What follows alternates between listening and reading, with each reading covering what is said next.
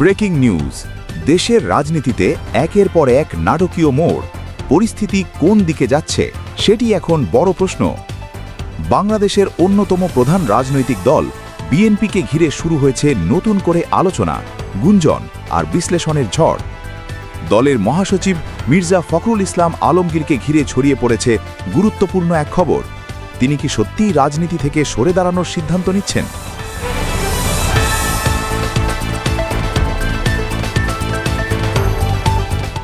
Breaking news. দেশের জ্বালানি পরিস্থিতি নিয়ে নতুন করে উত্তেজনা। পাম্পে পাম্পে দীর্ঘ লাইন, মানুষের ক্ষোভ আর প্রশ্নের ঝড়।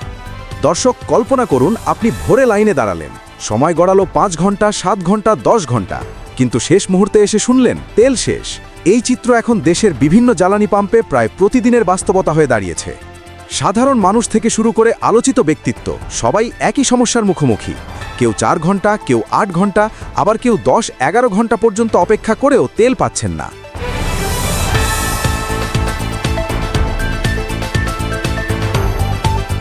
Breaking news. দেশের রাজনীতিতে একের পর এক নাটকীয় মোড়। পরিস্থিতি কোন দিকে যাচ্ছে সেটি এখন বড় প্রশ্ন। বাংলাদেশের অন্যতম প্রধান রাজনৈতিক দল বিএনপিকে ঘিরে শুরু হয়েছে নতুন করে আলোচনা, গুঞ্জন আর বিশ্লেষণের ঝড়।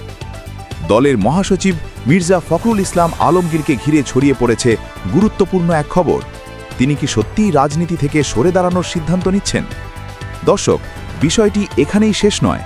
এই ঘটনাকে কেন্দ্র করে রাজনৈতিক অঙ্গনে তৈরি হয়েছে নানা প্রশ্ন।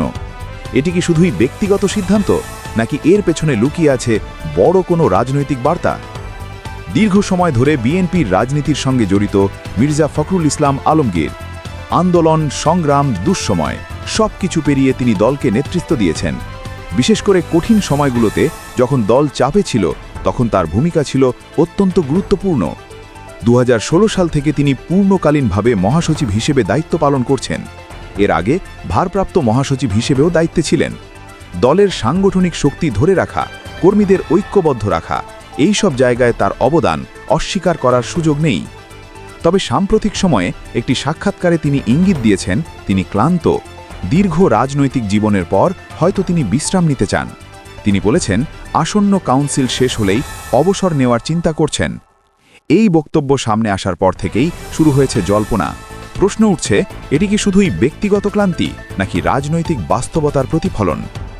দর্শক, রাজনৈতিক বিশ্লেষকরা বলছেন যখন একটি দলের শীর্ষ নেতা অবসরের কথা বলেন, তখন সেটি শুধু ব্যক্তিগত সিদ্ধান্ত নয়, বরং দলের ভেতরের পরিস্থিতিরও একটি প্রতিফলন হতে পারে। এই মুহূর্তে বিএনপির ভেতরে কি ঘটছে সেটি নিয়েও চলছে আলোচনা। কেউ কেউ বলছেন দলের ভেতরে মতপার্থক্য বাড়ছে, আবার কেউ কেউ বলছেন এটি স্বাভাবিক রাজনৈতিক প্রক্রিয়ার অংশ। অন্যদিকে দেশের সামগ্রিক রাজনৈতিক পরিস্থিতিও বেশ উত্তেজনাপূর্ণ।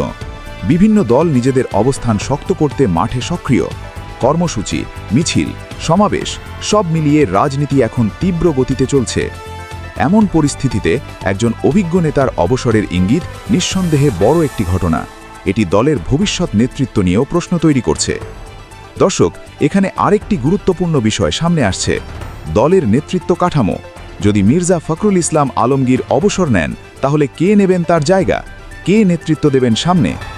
এই প্রশ্নের উত্তর এখনও স্পষ্ট নয়। তবে দলীয় কাউন্সিলকে ঘিরে নতুন নেতৃত্ব আসার সম্ভাবনা উড়িয়ে দেওয়া যাচ্ছে না। এদিকে দেশের রাজনীতির আরেকটি দিক নিয়েও চলছে আলোচনা। বিভিন্ন সূত্রে জানা যাচ্ছে ভবিষ্যৎ রাজনৈতিক কৌশল নিয়ে বড় বড় দলগুলো নিজেদের অবস্থান পর্যালোচনা করছে। রাজনৈতিক বিশ্লেষকরা মনে করছেন সামনে সময়টা আরও গুরুত্বপূর্ণ হতে যাচ্ছে, কারণ এই সময়ই নির্ধারিত হবে ভবিষ্যতের রাজনৈতিক সমীকরণ।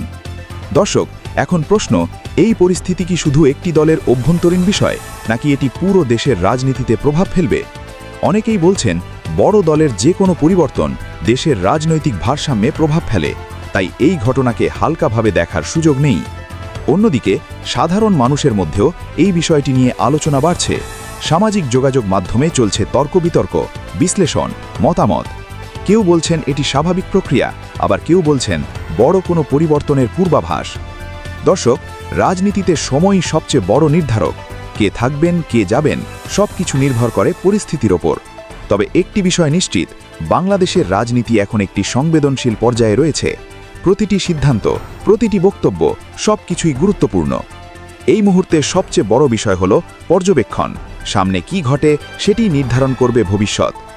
দর্শক, আমরা আপনাদের জন্য সবসময় নির্ভরযোগ্য তথ্য তুলে ধরার চেষ্টা করি।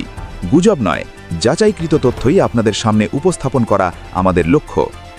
শেষ কথা, রাজনীতি পরিবর্তনশীল। আজ যা ঘটছে কাল তা বদলে যেতে পারে, তাই সচেতন থাকুন, তথ্য যাচাই করে মতামত গঠন করুন। এই খবর নিয়ে আপনার মতামত কি কমেন্টে জানান।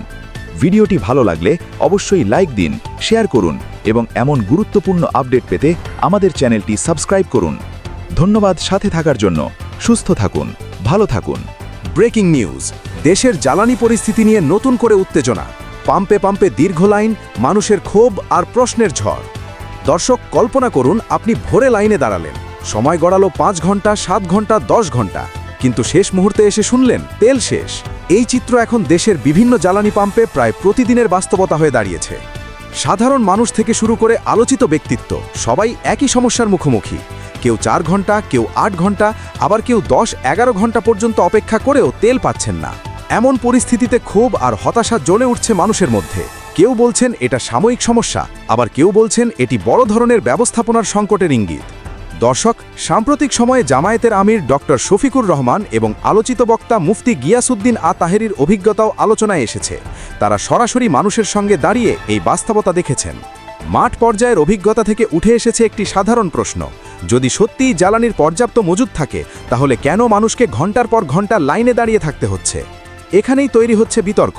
একদিকে বলা হচ্ছে দেশে পর্যাপ্ত জ্বালানি মজুদ আছে, অন্যদিকে বাস্তবতা বলছে পাম্পে তেল পেতে যুদ্ধ করতে হচ্ছে।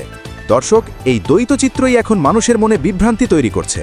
অনেকে বলছেন বৈশ্বিক পরিস্থিতির প্রভাব রয়েছে, মধ্যপ্রাচ্যে অস্থিরতা, আন্তর্জাতিক বাজারে তেলের দামের ওঠানামা, এসব কিছুই সরাসরি প্রভাব ফেলছে আমদানি নির্ভর দেশগুলোর ওপর। বাংলাদেশ যেহেতু তার জ্বালানির একটি বড় অংশ আমদানির মাধ্যমে পূরণ করে, তাই বৈশ্বিক সংকটের প্রভাব এড়ানো কঠিন। তবে প্রশ্ন থেকে যায়, যদি আগে থেকেই মজুদ থাকে, তাহলে সরবরাহ ব্যবস্থায় কোথায় সমস্যা হচ্ছে? দর্শক, বিশ্লেষকরা বলছেন সমস্যাটি শুধু মজুদের নয়, বরং সরবরাহ, ব্যবস্থাপনা এবং পরিকল্পনারও হতে পারে। এই পরিস্থিতিতে অনেকেই সতর্ক করছেন, যদি দ্রুত সমাধান না আসে, তাহলে এটি বড় ধরনের জাতীয় সমস্যায় পরিণত হতে পারে। কারণ জ্বালানি শুধু পরিবহন নয়, বিদ্যুৎ, শিল্প, কৃষি সবকিছুর সঙ্গে সরাসরি যুক্ত।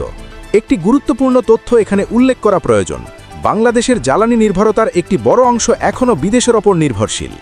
ধারণা করা হয় টোটাল জ্বালানির প্রায় 70 থেকে 80% আমদানির ওপর নির্ভর করে আসে। এর ফলে আন্তর্জাতিক বাজারে সামান্য পরিবর্তন হলেও দেশের অভ্যন্তরে বড় প্রভাব পড়ে। দর্শক, এই প্রেক্ষাপটে আবার সামনে এসেছে দেশের নিজস্ব সম্পদের প্রসঙ্গ: কয়লা। বাংলাদেশে উল্লেখযোগ্য পরিমাণ কয়লার মজুদ রয়েছে। বিশেষ করে জয়তুরহাটের জামালগঞ্জ কয়লা খনি নিয়ে নতুন করে আলোচনা শুরু হয়েছে। বিশেষজ্ঞদের মতে এই খনিতে বিপুল পরিমাণ কয়লার মজুদ রয়েছে, যা সঠিকভাবে ব্যবহার করতে পারলে দীর্ঘমেয়াদে জ্বালানি নিরাপত্তা নিশ্চিত করা সম্ভব। তবে এখানে রয়েছে প্রযুক্তিগত ও অর্থনৈতিক চ্যালেঞ্জ, কারণ এই কয়লার অবস্থান বেশ গভীরে, যা উত্তোলনের জন্য উন্নত প্রযুক্তি এবং বড় বিনিয়োগ প্রয়োজন। তবুও অনেকেই মনে করেন সঠিক পরিকল্পনা এবং প্রযুক্তি ব্যবহারের মাধ্যমে এই সম্পদ কাজে লাগানো সম্ভব। দর্শক, আরেকটি গুরুত্বপূর্ণ দিক হল রিফাইনিং ক্ষমতা। বাংলাদেশে এখনও বড় পরিসরে নিজস্ব তেল পরিশোধন অবকাঠামো গড়ে ওঠেনি, ফলে অনেক ক্ষেত্রে পরিশোধিত জ্বালানি আমদানি করতে হয়, যা ব্যয় বাড়িয়ে দেয়। এখানে উন্নয়ন হলে দেশের জ্বালানি খাতে অনেকটা স্থিতিশীলতা আসতে পারে বলে মনে করছেন বিশ্লেষকরা। বর্তমান পরিস্থিতি নিয়ে মানুষের মাঝে নানা প্রতিক্রিয়া দেখা যাচ্ছে। কেউ বলছেন দ্রুত সমাধান দরকার, কেউ বলছেন দীর্ঘমেয়াদী পরিকল্পনা ছাড়া এই সমস্যার স্থায়ী সমাধান সম্ভব নয়। দর্শক, এখন সবচেয়ে বড় প্রশ্ন, এই সংকট কতদিন চলবে? অনেকে আশা করছেন বৈশ্বিক পরিস্থিতি স্বাভাবিক হলে পরিস্থিতিও ধীরে ধীরে উন্নতি হবে। তবে বাস্তবতা হচ্ছে এই সংকট আমাদের একটি বড় শিক্ষা দিচ্ছে: নিজস্ব জ্বালানি সম্পদ উন্নয়ন, আমদানির ওপর নির্ভরতা কমানো এবং শক্তিশালী ব্যবস্থাপনা, এই 3টি বিষয়ই গুরুত্ব দিতে হবে। শেষ কথা, জ্বালানি সংকট শুধু একটি খাতের সমস্যা নয়, এটি পুরো অর্থনীতি এবং জনজীবনের সাথে জড়িত। তাই এর সমাধানও হতে হবে সমন্বিত এবং দীর্ঘমেয়াদী। দর্শক, এই পরিস্থিতি নিয়ে আপনার মতামত কি? আপনি কি মনে করেন এটি সাময়িক সংকট নাকি বড় কোনো পরিবর্তনের ইঙ্গিত? কমেন্টে জানান আপনার মতামত। ভিডিওটি ভালো লাগলে লাইক দিন, শেয়ার করুন এবং এমন গুরুত্বপূর্ণ আপডেট পেতে চ্যানেলটি সাবস্ক্রাইব করুন। ধন্যবাদ সাথে থাকার জন্য।